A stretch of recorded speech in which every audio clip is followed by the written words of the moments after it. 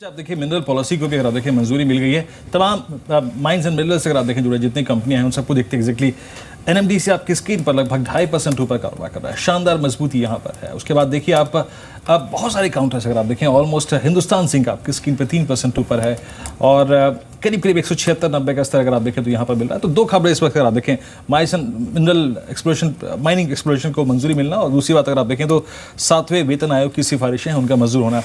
मैं I think 3-4 perspectives देख रहा था इस खबर को। एक तो पैसा जो मार्केट्स में आएगा, अर्निंग्स पे जो इम्पैक्ट पड़ेगा, डिमांड जो बढ़ेगी। अभी दूध साहब कह रहे थे कि शायद अभी हमको इस बारे में सोचना नहीं चाहिए कि हम कैपेसिटी एक्सपेंड करेंगे या नहीं करेंगे फॉर द टाइमिंग, लेकिन हाँ हम थोड़ा इफेक्टिव यूटिलाइजेशन ऑफ रिसोर्सेज के साथ अगर आप देखिए अपना जो प्रोडक्शन है उसको बढ़ा सकते हैं। आई मीन कैपेसिटी को बढ़ा सकते हैं। एक बार अब इन स्टॉक से बाहर निकलिए, एक बार निफ्टी पे आते हैं। एग्जैक्टली आप देखिए निफ्टी क्या कर रहा है इस वक्त 35 अंकों पर अब 8163 की ट्रैजेक्टरी में कारोबार कर रहा है। मुझे यहाँ पर आपने अपने क्लाइंट्स को राय क्या दी है? हम डेरिवेटिव एक्सपायरी के बेहद नज़दीक हैं। इस वक्त निफ्टी पर आप लोग क्या कर रहे हैं? लेकिन टेक्निकल चार्ट्स निफ्टी का काफ़ी अट्रैक्टिव है। एक बड़े अप मूव के बाद इस निफ्टी में एक रेंज बन गया था, लोअर साइड में करीब 8100 और अपर साइड में 8300 के लेवल पे। मार्केट में हमने देखा एक खराब न्यूज़ निकल कर आई, ब्रेक्जिट एग्जिट हुआ, ब्रिटेन एग्जिट हुआ और उसके बाद भी निफ्टी ने 8000 के लेवल को तोड़ा, लेकिन क्लोजिंग बेसिस पे उस 8000 के लेवल को सस्टेन नहीं किया और वहाँ से अच्छे रिवर्सल्स लास्ट 3 सेशन में देखने को मिले। तो जब तक 8000 और 8300 की रेंज निफ्टी में बनी हुई है, जब तक 22 मुझे मार्केट में पॉजिटिव नजर आते हैं। अगर कोई भी डिप यहां से आता है, मुझे लगता है एक बार निफ्टी में लॉन्ग पोजीशन बनानी चाहिए, फिर एक बार 8300 के लेवल्स निफ्टी में देखने को मिल सकते हैं। जी हाँ, चलिए अब 7वें वेतन आयोग की सिफारिशें मंजूर होने के बाद बातचीत करने के लिए इसी प्रोस्पेक्टिव से हमारे साथ मिस्टर राजीव तलवार जुड़े हैं डीएलएफ से। तलवार सर नमस्कार, कार्यक्रम में स्वागत है सर। एक इकोनॉमी के लिए, सेविंग रेट्स के लिए और डिस्पोजेबल इनकम के प्रोस्पेक्ट, आई थिंक हमारा संपर्क उनसे टूट गया। एक बार फिर से संपर्क साधने की कोशिश करेंगे।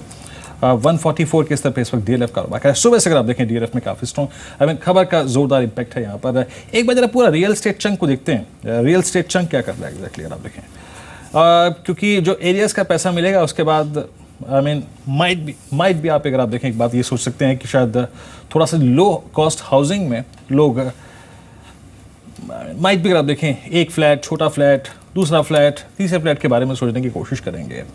इस बीच आपकी स्क्रीन पर आप देखें पूरा का पूरा real estate space, Oberoi realty, Indiabulls real, Godrej properties, पासना डेवलपर्स, इन सभी काउंटर्स में अगर आप देखें काफ़ी ठीक ठाक मूव नजर आ रहा है इस वक्त। खैर चलिए चलते हैं सीधे न्यूज़ रूम में।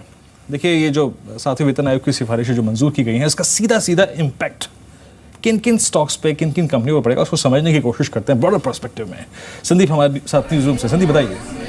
शुक्रिया वीरेंद्र। अगर आप देखें जो 7वें वेतन आयोग की जो सिफारिशें मंजूर की गई उससे इकोनॉमी में करीब 1 लाख करोड़ रुपए के आसपास की रकम आएगी और सीधे तौर पे ऐसे सेक्टर जो कि कंजम्पशन ड्रिवन है, चाहे आप रियल एस्टेट की बात कीजिए, चाहे एफएमसीजी की बात कीजिए, ऑटो की बात कीजिए, इनको सीधे तौर पर इसका फायदा देखने को मिलेगा। रियल एस्टेट में आप करेंगे तो जो अफोर्डेबल हाउसिंग है उसमें सीधे तौर पर इसका इंपैक्ट देखने को मिलेगा। डीएलएफ में आज खबरें जुड़ी है उसका इंपैक्ट देखने को मिल रहा है। इसके अलावा एचडीएल, यूनिटेक की बात कीजिए, ऑर्बिट कॉप की बात कीजिए, इसके साथ साथ पास ओनर डेवलपर्स की बात कीजिए, ये कुछ छोटे काउंटर्स हैं। अगर आप देखें अफोर्डेबल हाउसिंग में अंसल एपीआई की बात कीजिए, ओमेक्स की बात कीजिए, इन काउंटर्स में इसका सीधे तौर पे इंपैक्ट देखने को मिल सकता है क्योंकि हाउसिंग की डिमांड में एक इजाफा देखने को मिल सकता है। इसलिए आप देखिए इन सभी शेयरों में कहीं ना कहीं गेंस आज सीधे तौर पे देखने को मिल रहे हैं। इसके अलावा एफएमसीजी कंजम्पशन ड्रिवन सेक्टर है और लोगों की अगर डिस्पोजेबल इनकम बढ़ेगी तो एफएमसीजी शेयरों में आप देखिए एचयूएल में कल भी हमने काफी अच्छे गेंस देखे थे।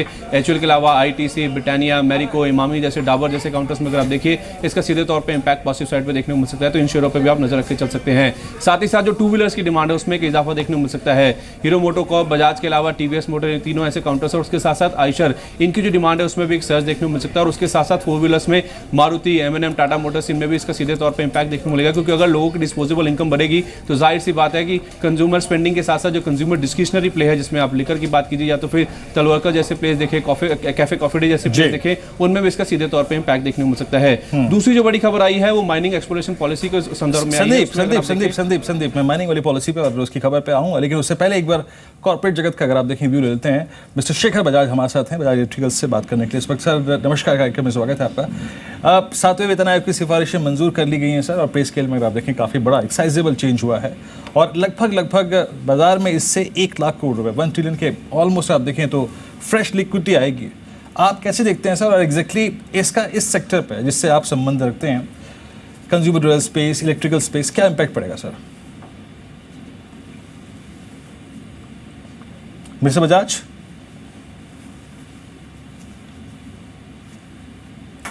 मिस्टर बजाज, आप मेरे को सुन पा रहे हैं?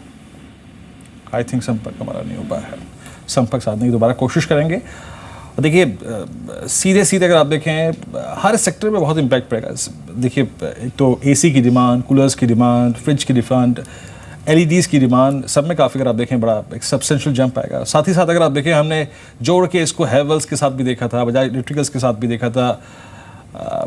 इस सेगमेंट में भी अच्छी खासी अगर आप देखें ग्रोथ आने का अनुमान है। वीडियोकॉन इंडस्ट्रीज आपकी स्क्रीन पर इस वक्त ½ % रह गया। ब्लू स्टार अगर आप देखें तो ये सब सिर्फ अगर आप देखें 1.25% ऊपर। गोदरेज कंज्यूमर लगभग 2% ऊपर कारोबार कर रहा है। हिताची होम लगभग 1% की तेजी लेकर कारोबार कर रहा है। बोले इस स्पेस में से कुछ अट्रैक्ट कर रहा है आपको इस वक्त?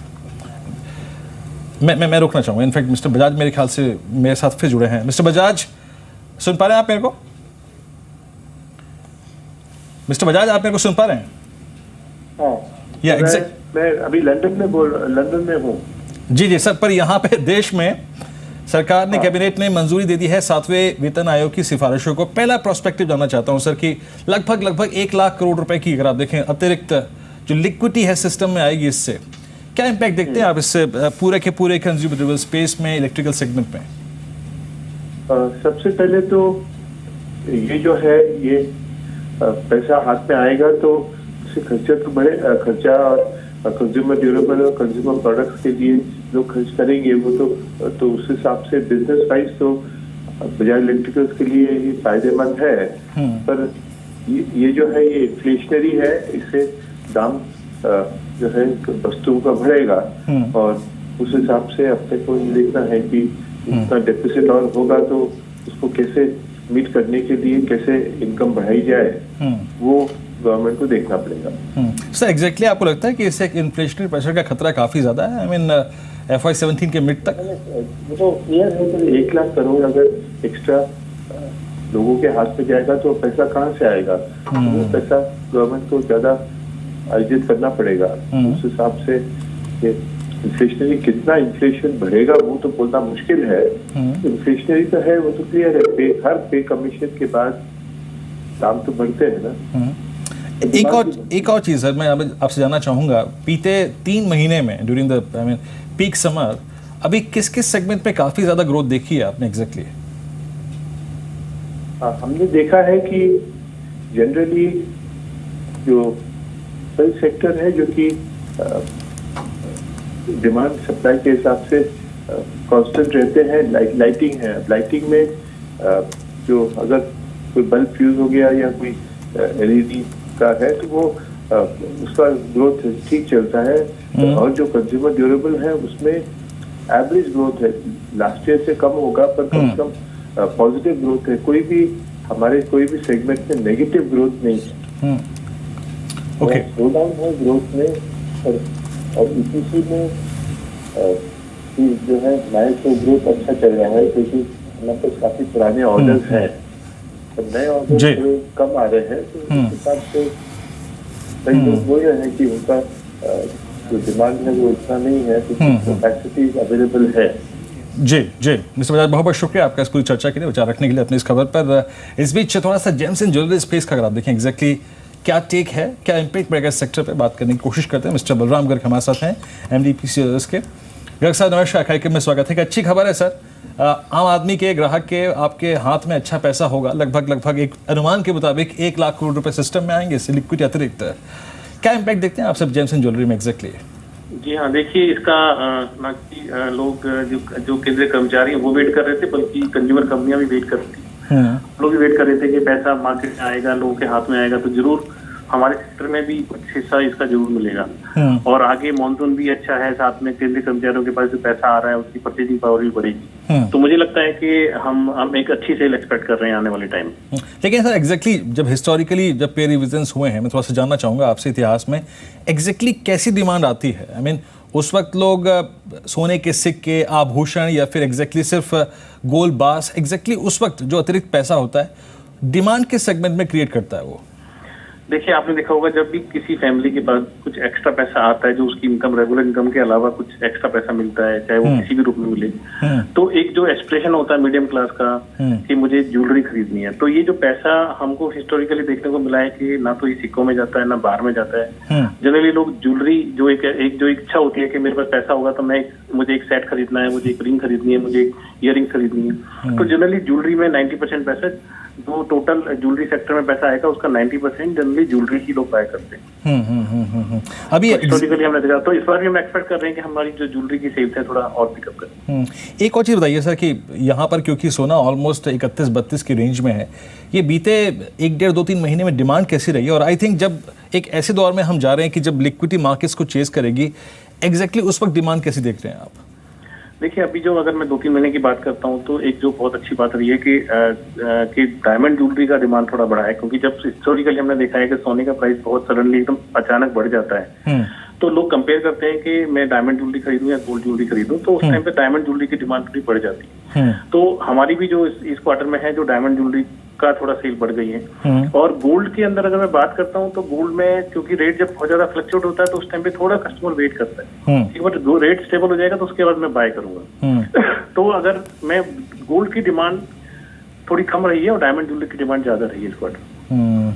चलिए गर्ग साहब, बहुत बहुत शुक्रिया इस पूरी बातचीत के लिए और अपनी राय रखने के लिए इस इवेंट पर, इस खबर पर। इस बीच निफ्टी करीब 40 अंकों पर 8168 की ट्रैजेक्टरी में कारोबार कर रहा है।